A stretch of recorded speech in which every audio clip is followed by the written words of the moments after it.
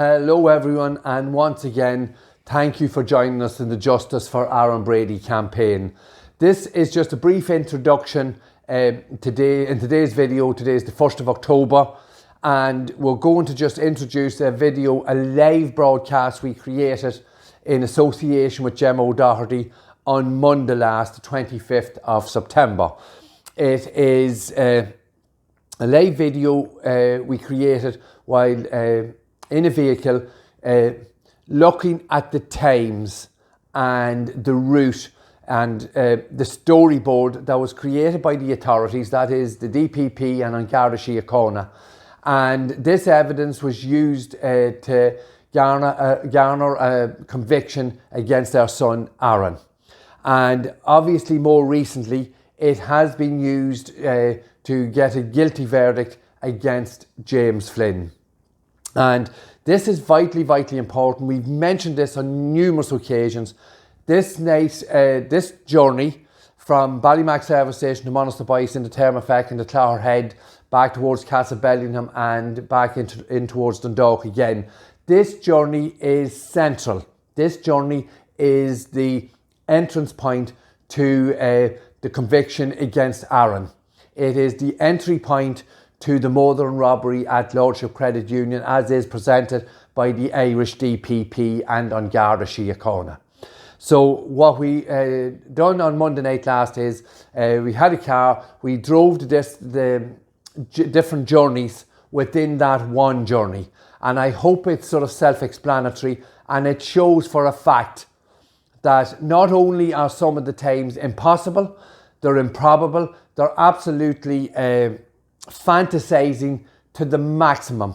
We're completely through the looking glass here. We're into Alice in Wonderland territory, way into Alice in Wonderland territory and over the hill into it. And this is the evidence. Please, you must understand this. This is the evidence that our son Aaron was convicted with. And obviously it comes forward that James Flynn will be sentenced on this same evidence that is completely and totally flawed. And indeed, we have in the coming weeks, we will show more clear evidence, as if it was even needed, that the CCTV footage has been tampered with by Garda Gareth Kenna and the DPP in the preparation of this story. So we'll just move on now. We'll show you the live video that was done, a recording of it.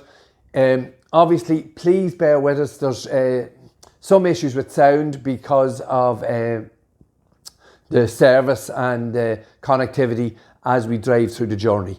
But hopefully, with myself in the vehicle and through Gemma O'Doherty and the slides she is showing during the course of the podcast, you will see clearly that this is a completely flawed narrative that has been passed on to you, the Irish public, and to the Irish courts to garner absolutely unsafe convictions.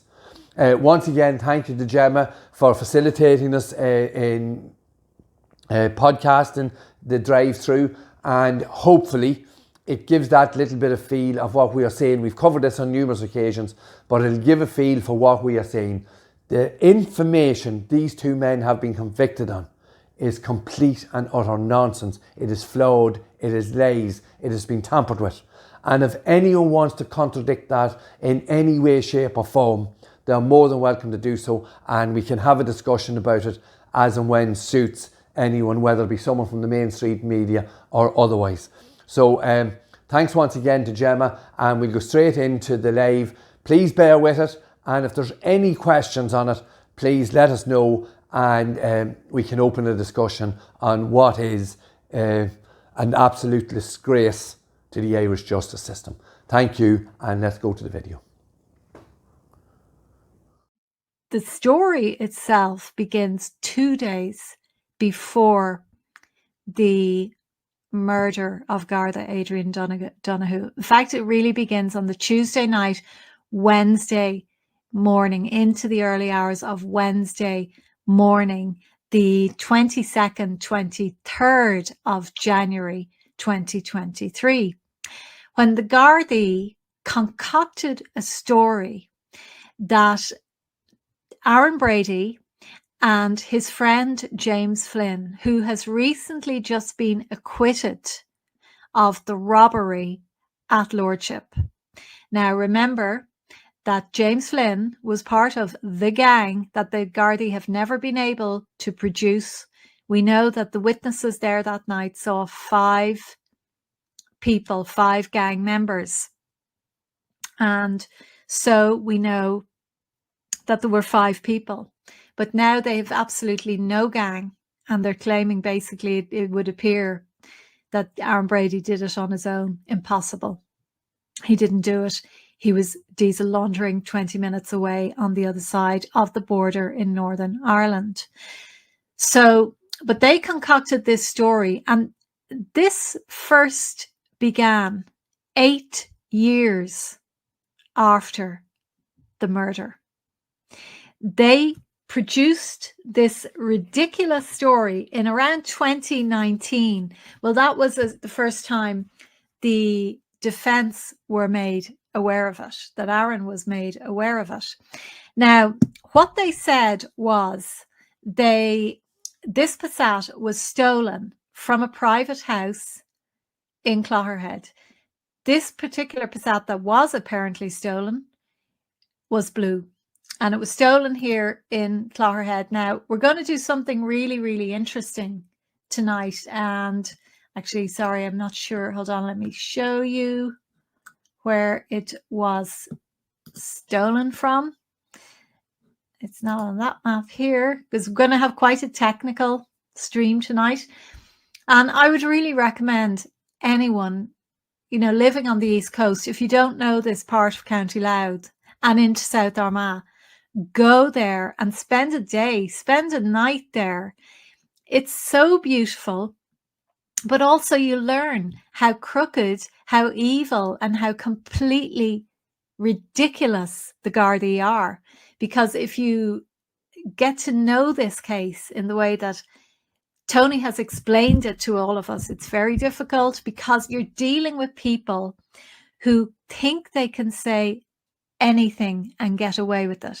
And that has been on Garda Síochána, how absolutely ludicrous they are, that the Garda storyboard as far as the theft of this Passat, which they say was eventually burnt out in Northern Ireland by Aaron Brady and James Flynn, who has now been acquitted of the robbery. He has not been acquitted for the theft of the Passat, even though his innocence can be completely and totally proven.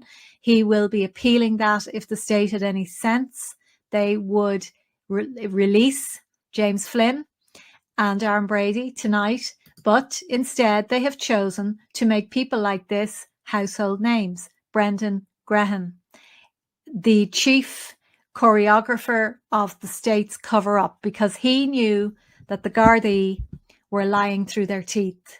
He knew Aaron had nothing to do with it, but he decided to jump in with the guards and defend the indefensible. So these are the options. These boys are either released back home to their families, or Brendan Grehan, Mark Phillips, Pat Marry, Inspector McGooey of Garda McGooey Drug Smuggling Airport. I'm going to be talking about them with every opportunity that I get. And so is Tony. And they're just going to become known. I mean, in some ways, like, the boys are doing great in prison. I mean, the prison has been the making of them in many ways. I'm going to say these boys will release Aaron and James Flynn. So, as I was saying, James Flynn's appeal, his sentencing for the theft of the Passat that he did not steal, will be coming up soon, and he will be appealing that immediately. So hopefully they will say, just release him, because it's so ridiculous at this stage. But I understand for people who are coming to this fresh that it's, it is difficult, it's complex. And the reason it's complex is because the Garda story is built on sand, and it's built on a mountain of lies. It has no reason or logic to it. And that's why we often cannot understand it. So they said that the boys, the two boys, were in this well-known service station at this famous roundabout just beyond Dundalk, Ballymacscanlon roundabout, okay? And that they decided to, this was on the Tuesday night before the Friday night of the murder, to go on a scout and look for a car that they could steal to use in the robbery. So the Garda said that they drove all the way down to the Monaster Boys Inn, which is quite a well-known pub and sort of country house style restaurant. And so the times, though, and Tony is going to explain this to us, the times that they gave for these various journeys on their scouting mission, and then when they had actually stolen the car, which they didn't steal, are so ridiculous and nonsensical as to be completely incredulous. But tonight we are going to be joined by Tony, and Tony is going to show us how. At least I hope we're going to be joined by Tony, but I know he'll come on when he's good and ready. I did tell him he could come on at whatever time he wanted, so he may even be listening and waiting for me to sort of give this explainer to people. But one journey in particular was where, in fact, Judge Tony Hunt, in his outrageous decision a couple of weeks ago, whereby he rightly acquitted James Flynn of the robbery. James Flynn was never. Okay, Tony is ready to go, and he's going to be jumping on now in a minute. Just bear with me. So he acquitted Bernard Traynor of the robbery. That's another case. So he's out of the picture now. But we still have James Flynn and obviously Aaron. And just let me answer him there. And so James has been done for the robbery of the Passat. Now, as you can see in this here, the Passat that was actually stolen in Clogherhead on the Tuesday night was this blue, this type of metallic-y blue. The witnesses at the credit union, and there was more than one. There was a credit union worker and Detective Joe Ryan, who was in the car with Adrian Donoghue. They described the car as grey silver. Now, there's a big difference, okay? Even if it's dark and wet, there's a big difference. And so the actual witnesses said that the car was grey.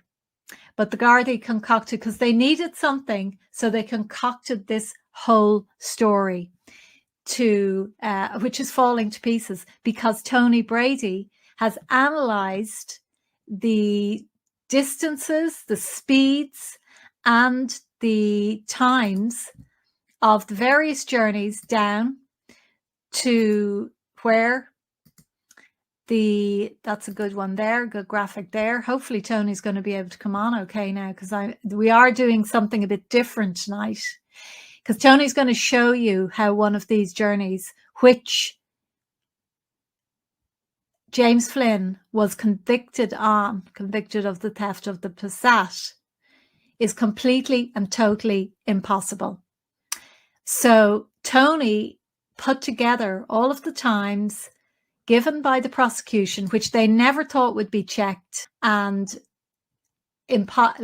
this has been proven to be totally impossible. But Tony is going to explain this, and we're in for an interesting ride, let me tell you. Okay, Tony Brady, welcome on board. Are you there? Good evening, Jim. How are you? Can you hear me?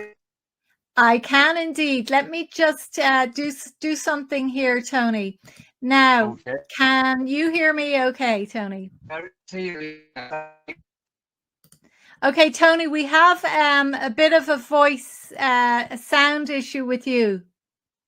Right. If I try without the microphone, I'll just take the microphone out.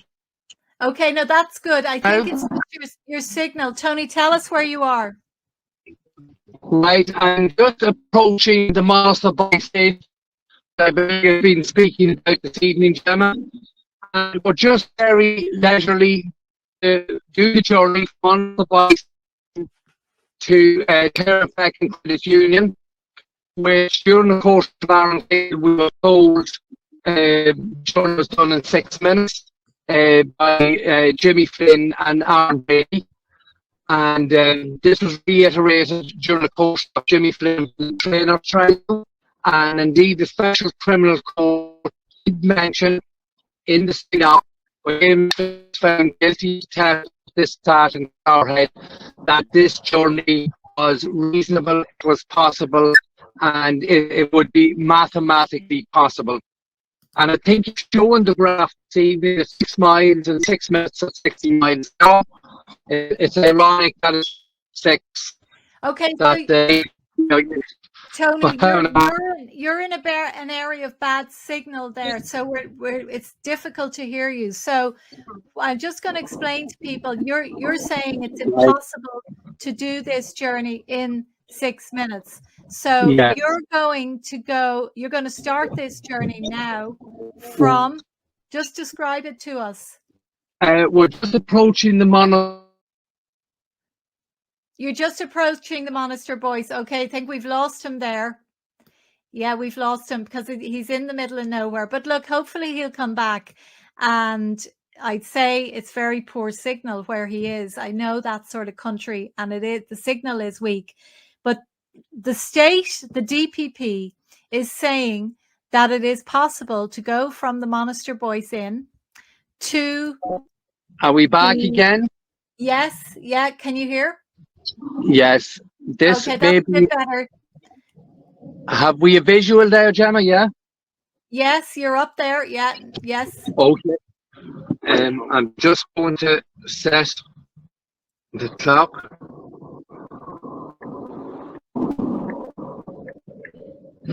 So Just we're approaching.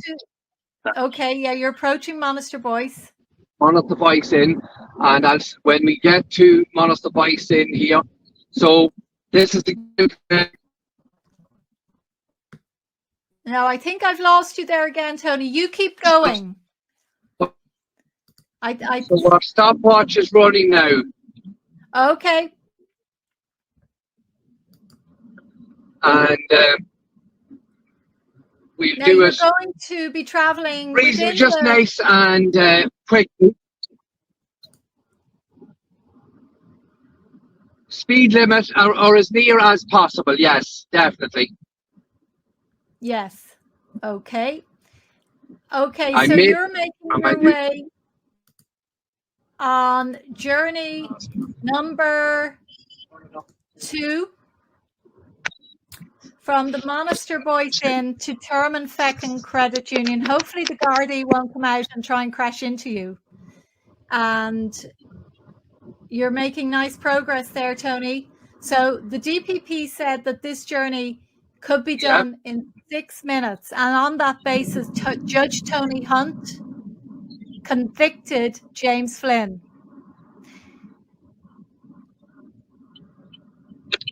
You're going at a nice steady I pace. think nice steady pace, yes. What time do you have on the clock there, Tony? It's very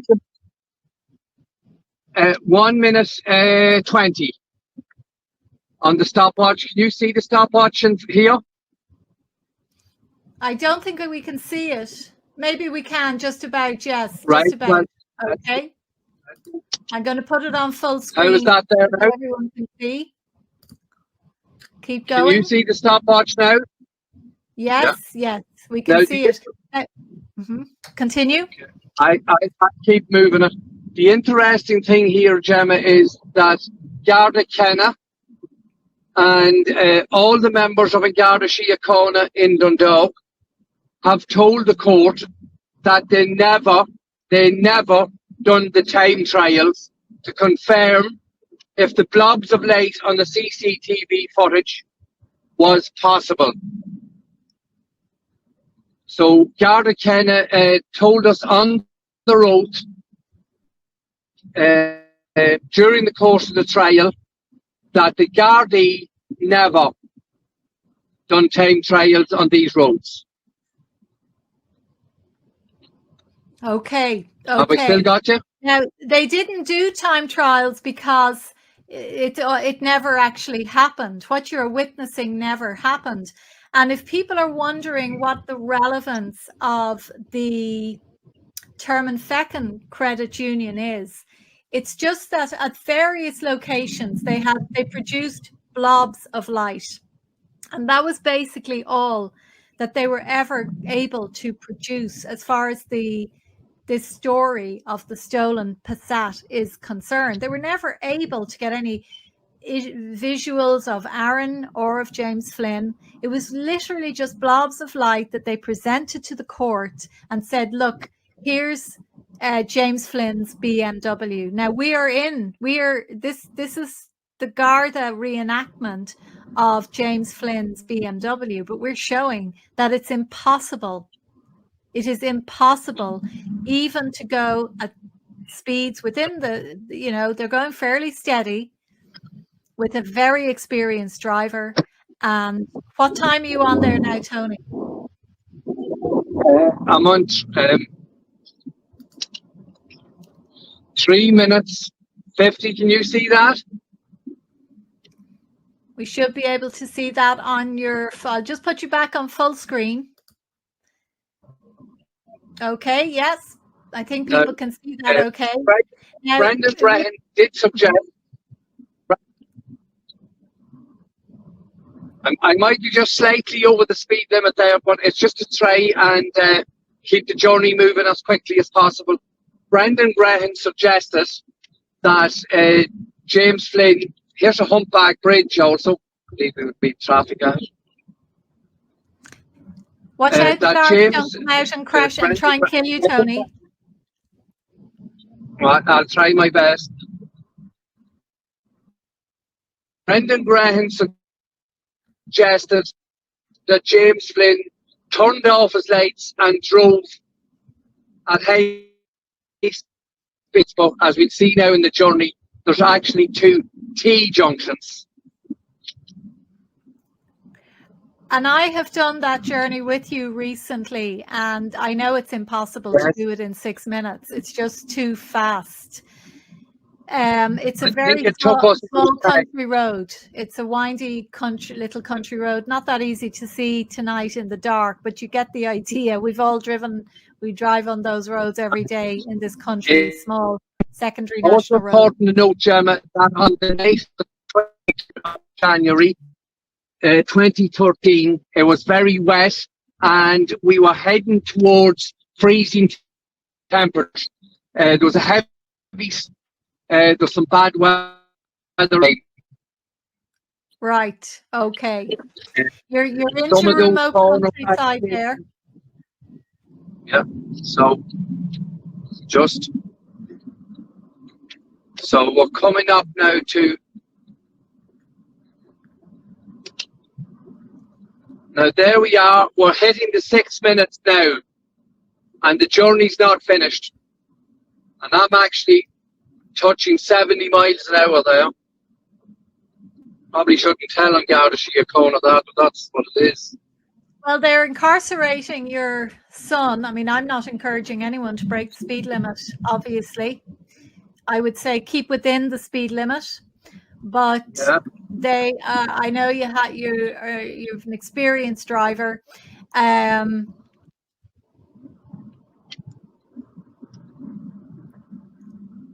It's obviously a quiet road. What doesn't make sense is that the first journey, Tony, from Ballymac to Monaster Boyce was done at a speed which was, as you say, OAP. They were sauntering down, but then they get onto this, the second minor road, and they suddenly go hell for leather, drawing attention to themselves. They haven't even stolen the car yet, so they're on a scouting mission. Why would they be going at such high speed? That's vitally important, that the vehicle wasn't stolen. They're on their way to steal it, according to the DPP, according to Brendan Graham? We're just coming into term and second now. No. Okay, so remember that Yeah, the Guardian so- have said 6 minutes at high speed, driving like, you know, whatever way they were driving, that this is possible.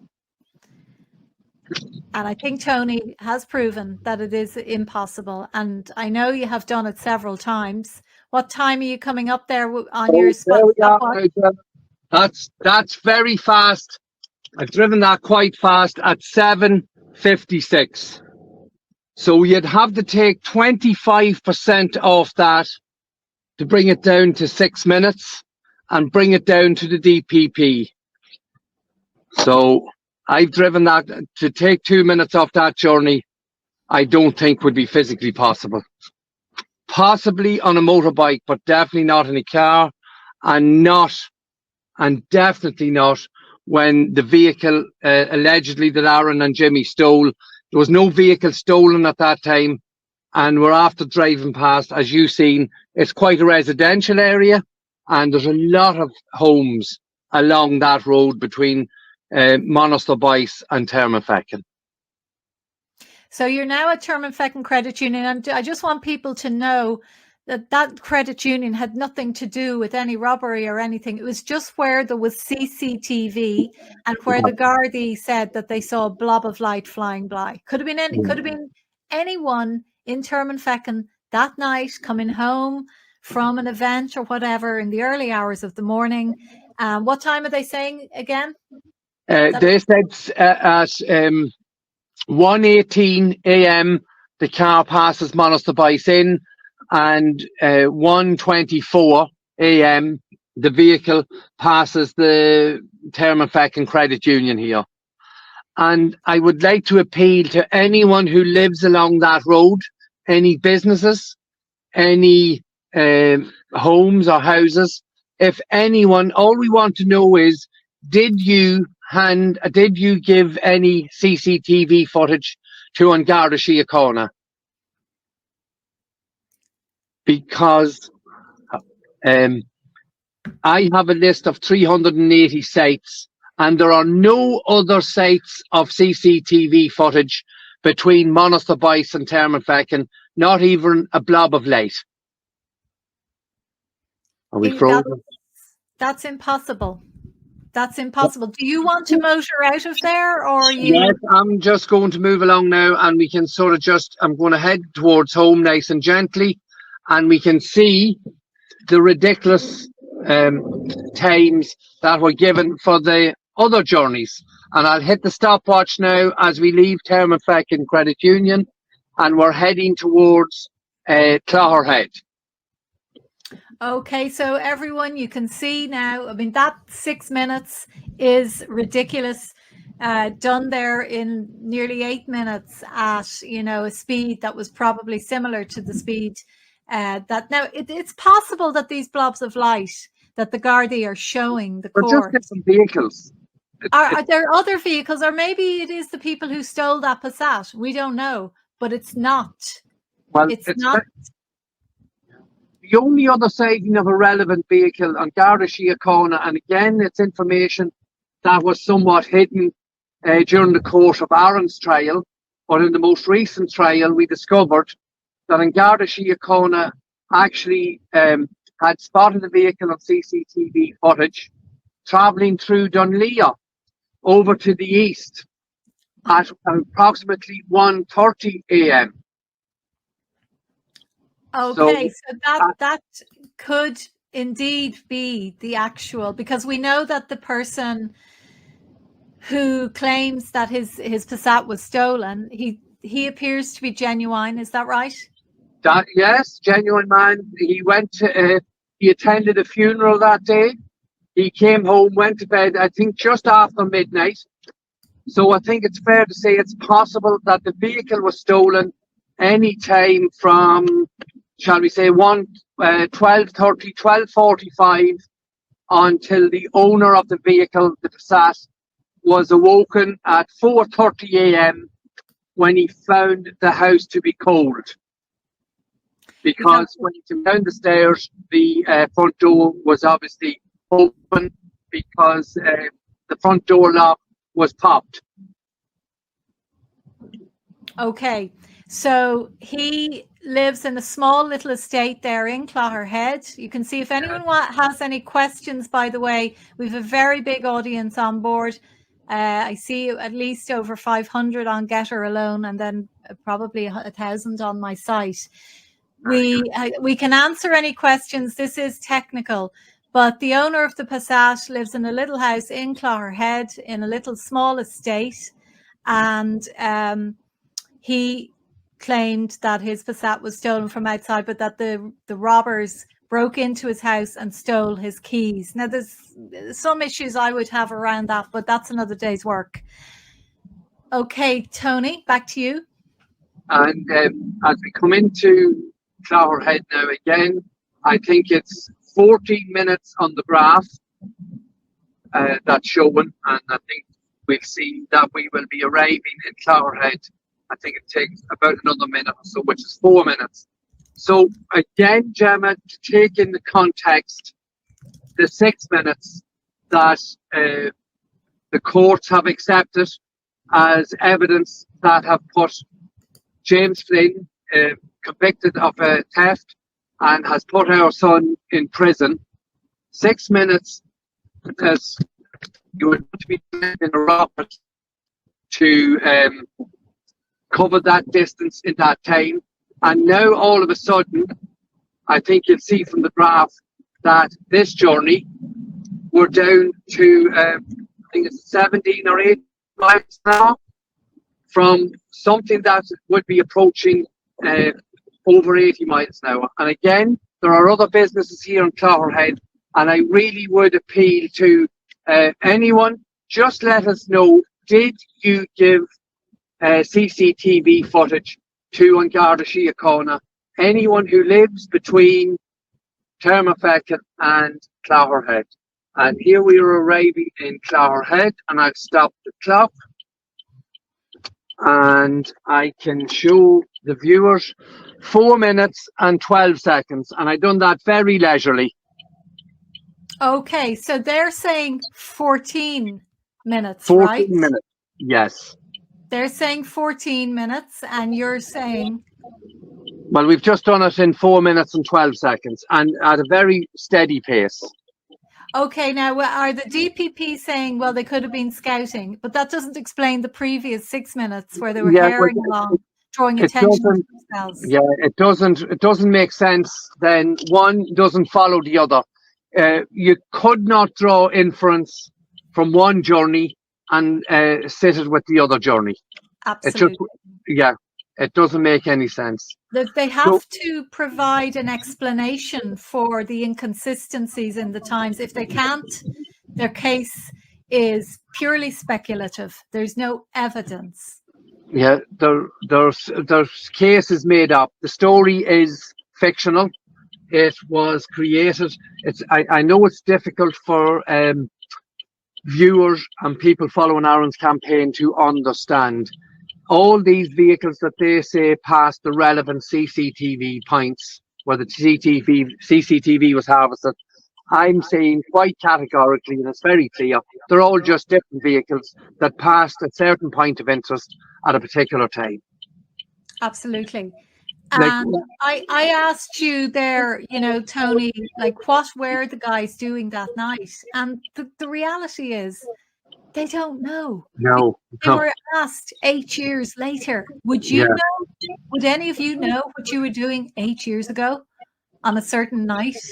I mean, you're in your early 20s, you hardly keep a diary, you're out, you're drinking, you're going clubbing, your life is flying by, you're having lots of fun. And so they didn't know. They have an idea. They definitely were in the Ballymac service station, because that's where the Gardaí saw them. They did get footage, and then they pieced together this ridiculous idea that they went off and stole a car in Clogherhead, which both of them say they have never been in their lives. I'm just going to move on now to Annie Gasson, so to the next CCTV point. So I'll hit the start button again, Gemma. So we're on the move again. Okay, I'm just going to bring people up to speed. Just continue your journey there, and I just want to answer one question there, Tony. No problem. So they're on their way now to Clogherhead, from Clogherhead, where there was another blob of light, to, so they have the stolen car now, but we don't know where the stolen car is, by the way, because the Gardaí didn't produce anything really to do. That's really complex what they tried to do there. So we're still in James Flynn's BMW here, just to let so you the know. vehicle, we just passed the home where the vehicle was stolen. We've just passed it there now, and we're heading out towards Annagassan. And again, I beg and implore anyone who lives along the road from Clogherhead to Annagassan. There's a number of businesses. There are a vast amount of residential homes. If you give CCTV footage to on Garda Síochána, please, all we want to know is if you have given CCTV footage. Now, it doesn't have to be clear, but if I can explain very briefly, if we have a vehicle at point A and it goes to point D in 15 minutes, if we have sightings of other blobs of light along at point B and point C, you can follow the trajectory of that journey. But and then they should be, the incremental distances should be easy to calculate. But this isn't the case in the evidence that was used to convict Aaron. It's totally irrational, and we do believe other people gave CCTV footage, and if we had that, we would be able to say, well, we should be able to see a vehicle passing at 25 minutes past 2, because that's the natural route and an approximate time of within 20 to 30 seconds. Exactly. I hope that's sort of clear, but that's how important it is that if anyone else did give CCTV footage, please let us know. Because the prosecution have hidden a lot of evidence in this case. A lot, let me tell you. So it's very possible that people did get CCTV, but it didn't fit in with the lie, with the Garda fabricated story. So therefore, the Gardaí didn't use it in their concocted story, and they didn't give it to the defence, because the defence would have said, well, hang on a minute here. This does not fit. So that's why it's so important that if you did give CCTV to the Gardaí, that you let Tony Brady know. You can contact Tony through the site or through my website, gemmaodoherty.com, or justice4aaronbrady.com, letter 4, justice, letter 4, aaronbrady.com. Your this particular journey that you're on up to Annagassan there, heading north towards Dundalk, it, according to the Gardaí, took 6 minutes. No, this one, I think the Gardaí said, is this 28? Sorry, excuse me, 30. This is journey number 3. Sorry, excuse me. They said it took 14. No, sorry, I'm on the, hold on. 28 minutes. The next one, Gemma, journey 3. Yeah, up to Annagassan, sorry, 28. Excuse me. 28 minutes, yes. Yeah, okay. And what, so, and it was, they were traveling then, they would have to be traveling at speeds, it's a distance of? I think that you had the distance there. Yeah, and I'm just going to stop at this junction very briefly, Gemma. If I was heading home now, naturally, back to Silverbridge, Crossmaglen, I would drive directly straight on towards Dunlea. And it's straight on where the vehicle was seen at 1:30 that on Garda Síochána believe was the Passat. But according to the Garda story, 2 vehicles travelled in the direction of Annagassan. Why, or for whatever reason, would be illogical, to say the least. But nonetheless, it's the story that was put forward. And We just have Okay. to, we don't have to accept it, but we accept that it's nonsense and totally implausible, and just it never happened. Okay, so on the map here, people can see that it, according to the DPP, it took them 28 minutes to travel 9 miles, and so that they would be doing 19 miles per hour. Impossible. You can see there on the map that Google Maps are saying 14 minutes, 15 minutes. So 15 minutes would be a slightly different route there. So that's the real time. And the Garda are saying 28 minutes. So again, completely ridiculous. It makes no sense. And again, Gemma, I'd have to point out, Garda Kenna, in association with Logan Steen, who was the junior accountant for the prosecution, went through all these distances and times. And I think when we were chatting today, I explained to you what they done was they left out, the information they left out was the distances between the different points where the CCTV footage was harvested. So therefore, you cannot do the calculation without the distances. So anyone is more than welcome to read Aaron, the book of evidence that was given to Aaron in 2019, and you will see very clearly no distances are given. So they're just saying Jimmy Flynn and Aaron Brady travelled from Ballymac service station to Monaster Bison, from Monaster Bison to and it did give some times, but no distances. So it was actually during Aaron's trial when Garda Kenna eventually gave the distances, and on that same day when Garda Gareth Kenna gave the distances, I came down and travelled that journey. And I knew that day that Garda Kenna was telling lies, that it was impossible to do the journey from Monaster Boyce to Termagh-Beacon in 6 minutes.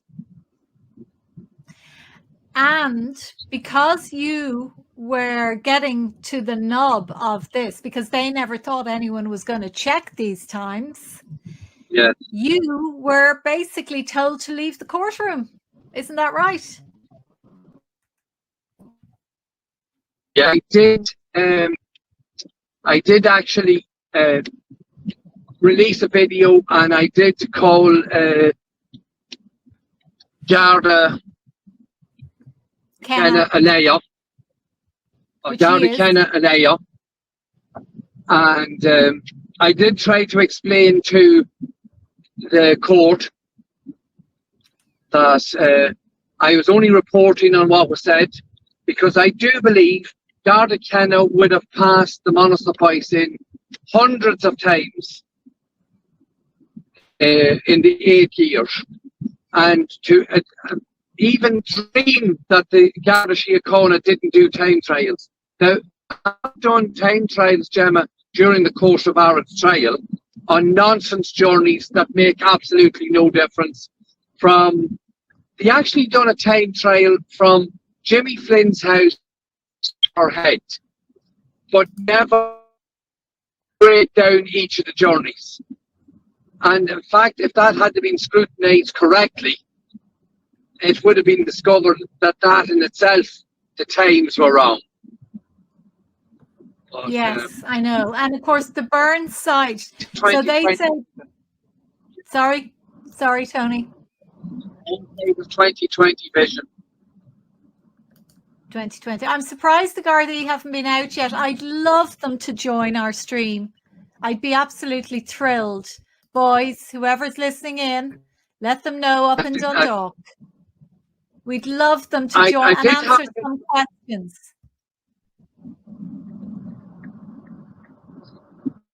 They could answer some questions. And we're nearly at. Now there's Garda Kenna, who's the expert in nothing. And you see, because Tony was releasing these amazing videos that he's been making about the big lie, the framing of his son, the state, you know, the judge, they're all watching them. They were all watching them, and he was just getting too close to the truth. So they couldn't have him in the courtroom any longer. So they used this excuse of where he called Garda Kenna a liar, which he is. He's a big fat liar and an expert in nothing, which he said himself. And therefore, Tony was removed because, as I say, they needed an excuse to remove Tony, and this was it. They could not have Tony in the courtroom listening to the lies because Tony was the only person reporting the skullduggery that was going on in the courtroom. He was getting too close to the truth. Mark Phillips, Pat Marry, and Brendan Grehan and Lorcan Staines never expected that their mountain of lies would be exposed by anyone, because they've been getting away with it for so long, because there's no media left in this country. Okay, Tony, over to you. Yeah, and again, we have to question, as I have done, or as we have done during Vote Barron's campaign, the validity of our mainstream media, who were in the court, particularly Robin Schiller and Owen Reynolds, did attend quite a lot of Barron's trial. Obviously, they're taking notes on their iPads or MacBooks or whatever, and all these times were given. And I'm sure any investigative journalist worth their salt would have checked the times and see that it just simply, there's something wrong here. And as I've said in the campaign before, when we met you initially, Gemma, in respect of this, I know that you went to the burn site, we checked the burn site, we checked the times, to actually see if what we were seeing was true.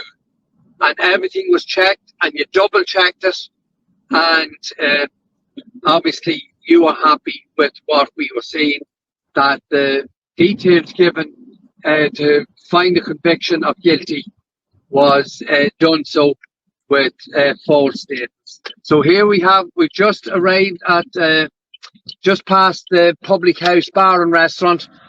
28 minutes, it said on the storyboard, 12 minutes and 41 seconds.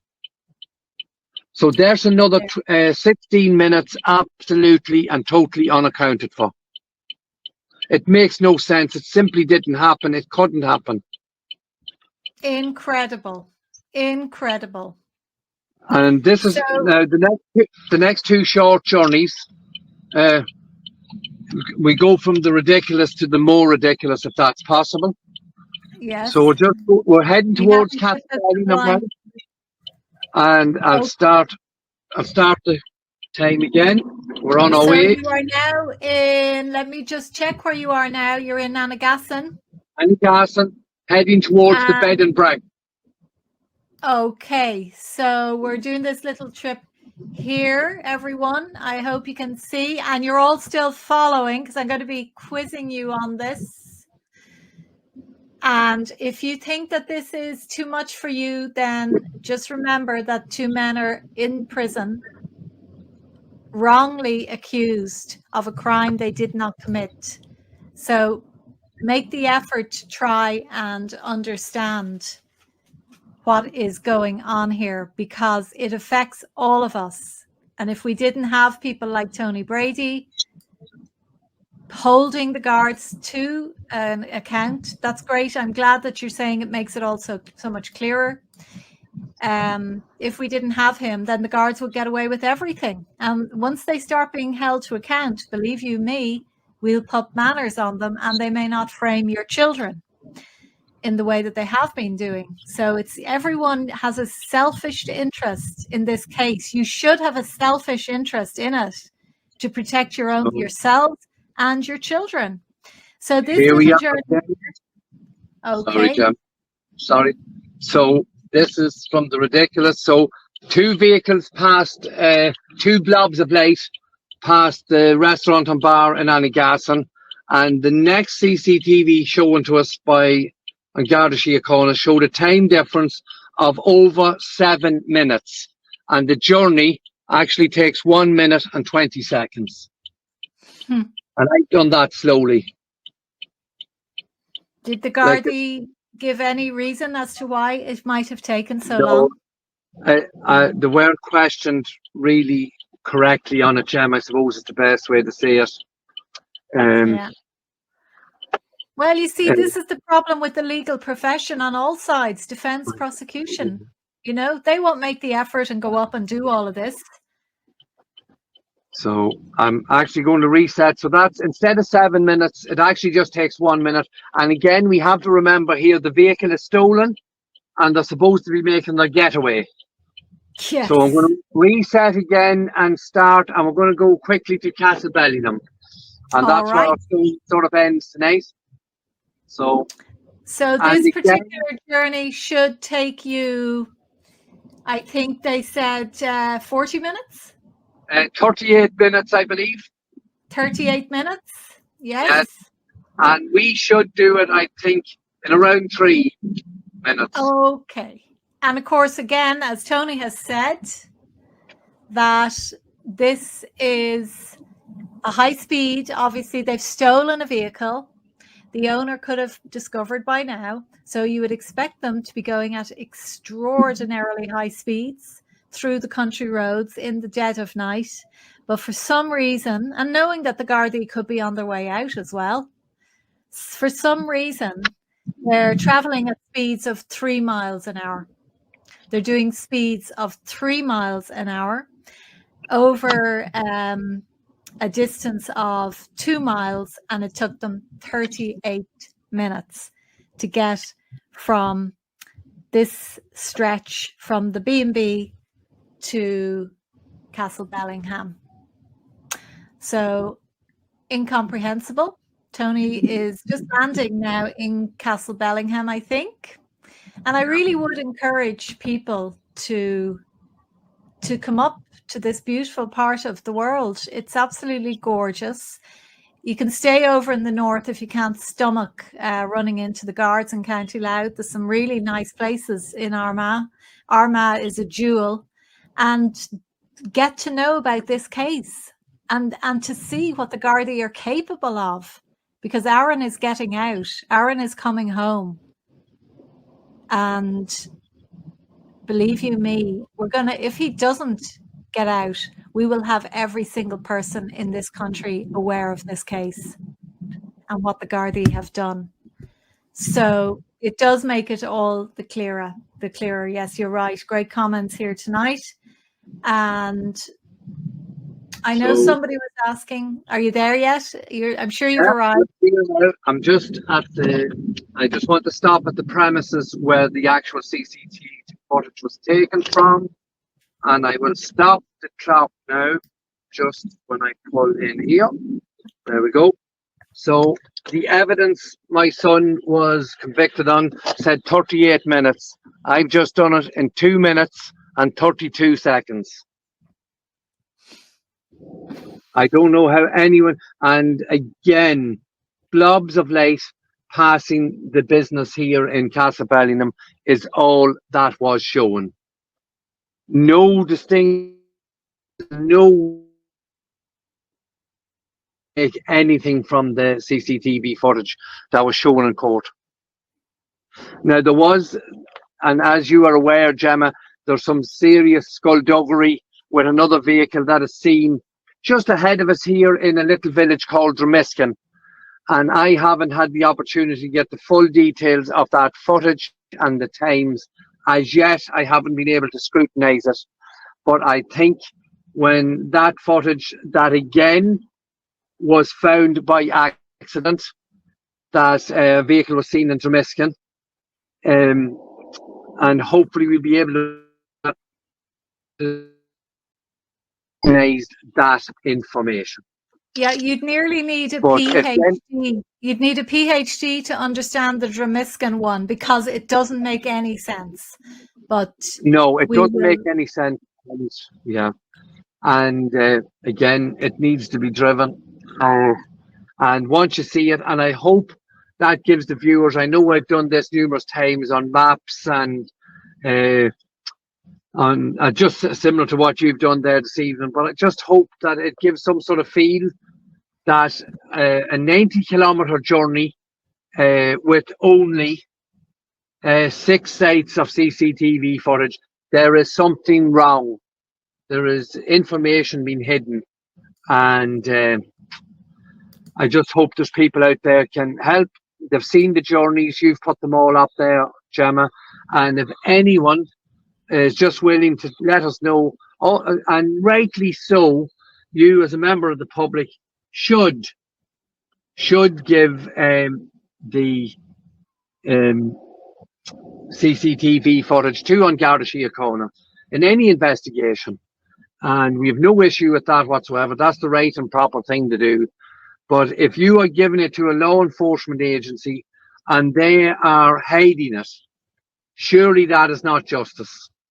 That is the opposite. It's collusion and corruption. Most definitely. Most definitely. You're getting a huge amount of support, Tony, in the chat. People saying incredible journalism. Such good evidence. Well done, Tony. Free Aaron Brady. And people are saying you can't deny this evidence. I mean, this is one aspect of the evidence that was used against Aaron. But of course, we've all the American lies and fabrications as well, which sorry, Gemma. Yes, continue, Tony.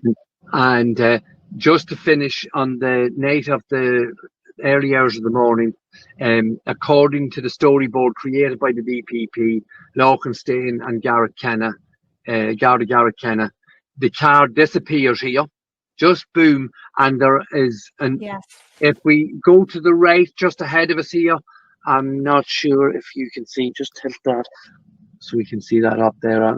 The garage, the prices on the garage, that's the Dundalk, the old Dundalk Dublin Road. And would you believe the lights you can see there are the Garda barracks in Castlebellingham? And surely anyone home? Anyone home? Yeah, I think there is. There's lights on. Amazing. They're having their burgers and fries. Well, we can actually go home that way. But just from this point here, boom, the cars allegedly disappear.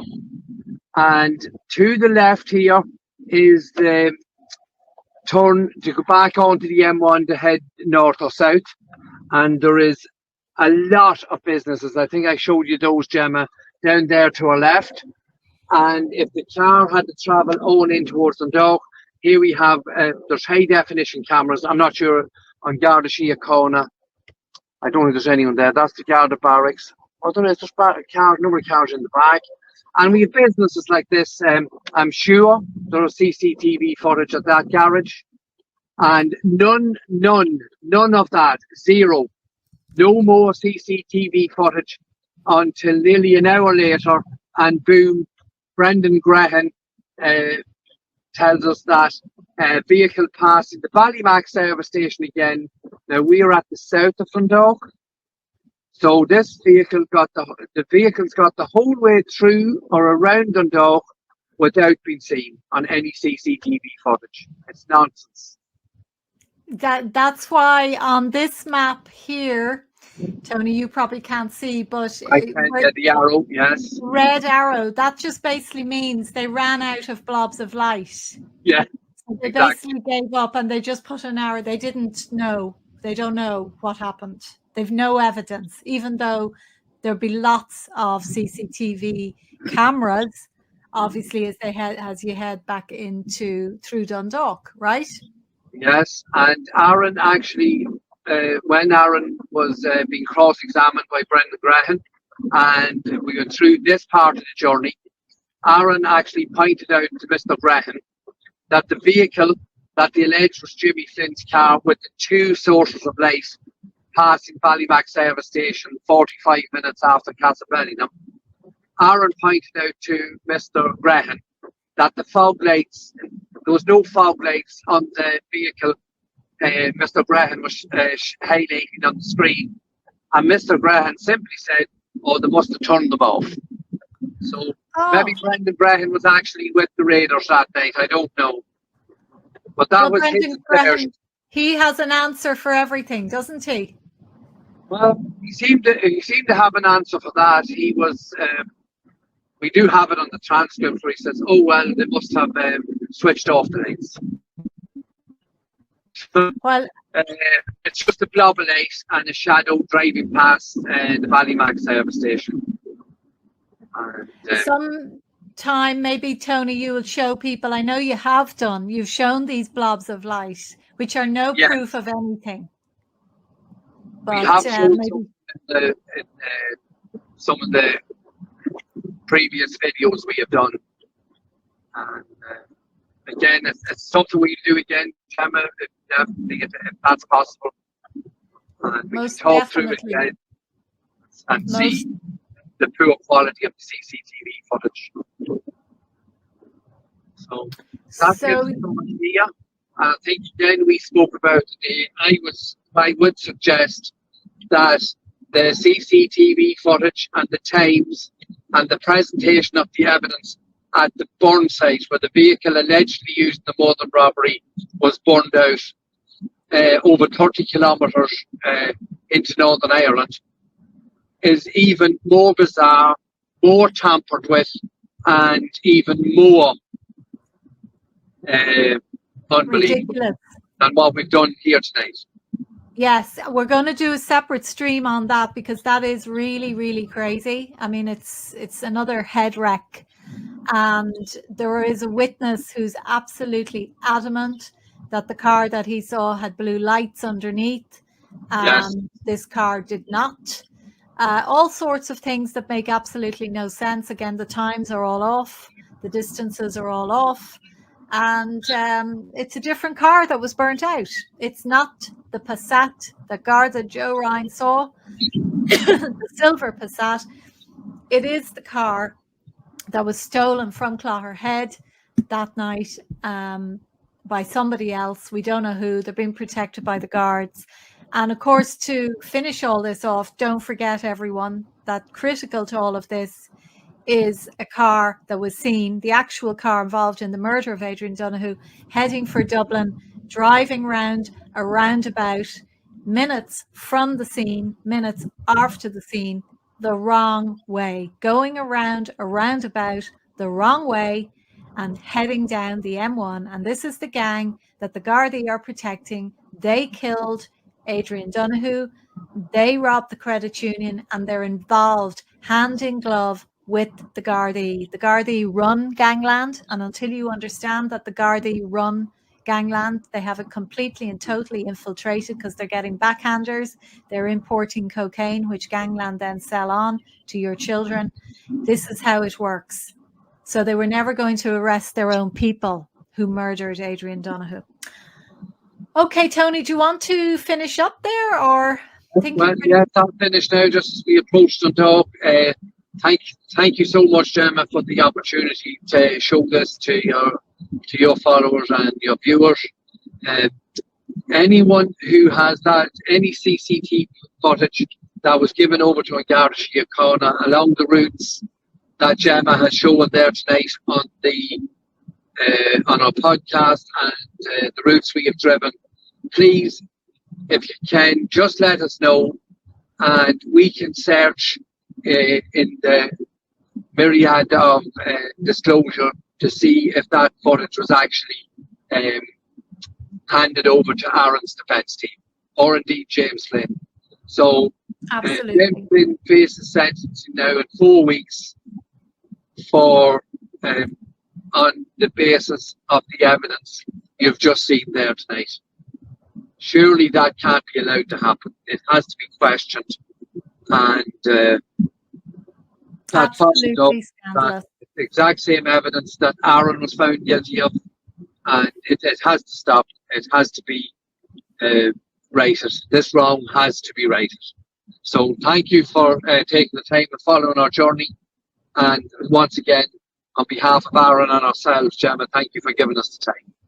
Thank you, Tony. And again, huge support coming in. People saying what a great father you are.